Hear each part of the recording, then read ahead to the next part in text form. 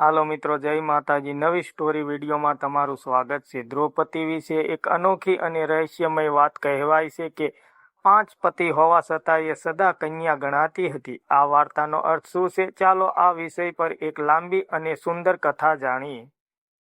દ્રૌપદીનો જન્મ સામાન્ય રીતે થયો ન હતો। તેના પિતા દ્રૌપદ રાજાએ યજ્ઞ કર્યો હતો। તે યજ્ઞની અગ્નિમાંથી એક દીકરી પ્રગટ થઈ, એ જ દ્રૌપદી। તેથી તેને યજ્ઞેશની પણ કહેવામાં આવે છે।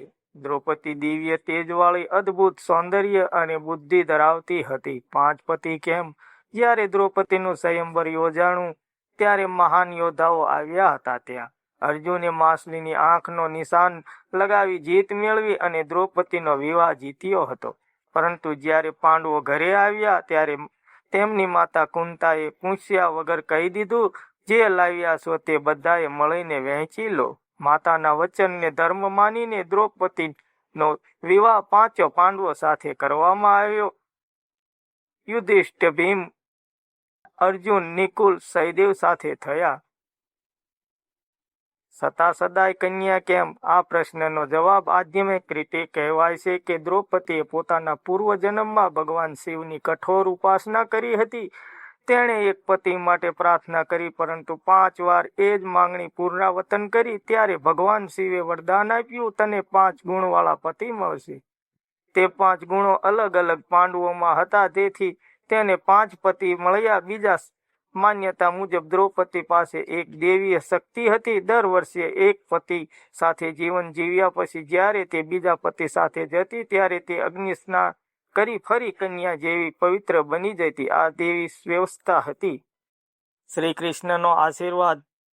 દ્રૌપદી ભગવાન શ્રી કૃષ્ણની પરમ ભક્ત હતી। કૃષ્ણ તેને સખી કહી સંબોધતા હતા। જ્યારે ચીરહરણની ઘટના બની ત્યારે કૃષ્ણે તેની લાજ રાખી। દ્રૌપદીનું મન સદા શ્રદ્ધા અને આત્મા હંમેશા શુદ્ધ અને અડંગ રહ્યા।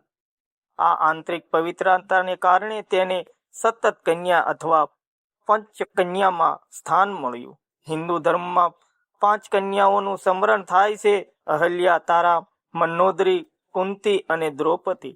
તેમનું સ્મરણ પાપનાશક માનવામાં આવે છે।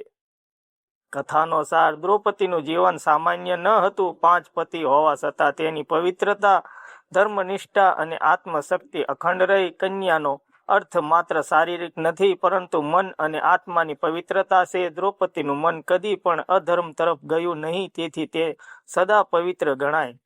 વિડીયો સારો લાગ્યો હોય, સ્ટોરી સારી લાગી હોય તો લાઈક, કમેન્ટ, શેર કરવાનું ભૂલતા નહીં। જય માતાજી। મળશું ફરી વિડીયોમાં।